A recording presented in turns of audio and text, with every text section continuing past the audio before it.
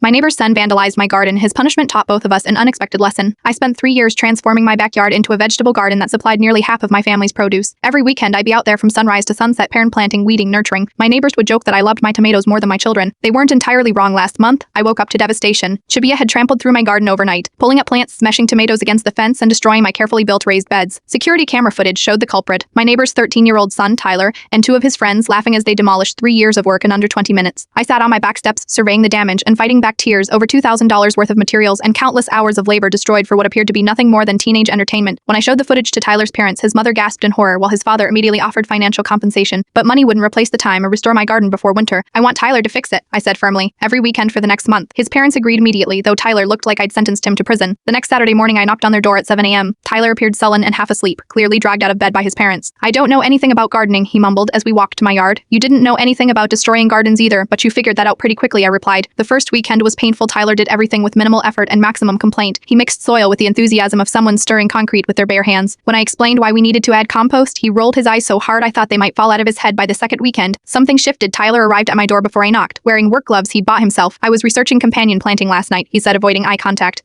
The tomatoes might grow better if we put basil nearby. I hid my surprise and handed him the basil seedlings I just purchased. By the third weekend, Tyler was taking before and after photos of our progress. He'd started bringing his lunch so we wouldn't have to break for him to go home. When his friends rode by on bikes calling for him to join them, he waved them off. I can't mess this up. I overheard him telling them the timing for planting these seedlings is critical on our final weekend. As we finished the last raised bed, Tyler stood back to survey our work. The garden wasn't as extensive as my original, but it was thriving. Miss Reynolds, he said hesitantly, would it be okay if I came by sometimes to check on everything? Quote, just to make sure it's growing right. That was 6 weeks ago. Tyler now stops by twice a week to help water and harvest. Just today, he brought his science teacher to see the garden rat out. He's doing his science project on urban food production. This morning, I found a handwritten note in my mailbox. Miss Reynolds, my mom said I should ask if you need help winterizing the garden next month. I found some videos online about how to do it. Minus Tyler, I'm still missing some of my favorite heirloom tomato plants that can't be replaced. But I've gained something unexpected. Parent, a young gardener who now understands that creating something takes 10 times longer than destroying it. And I've learned something too. Sometimes the person who breaks something is exactly the person who needs to fix it. Parent, not just for you, but for themselves.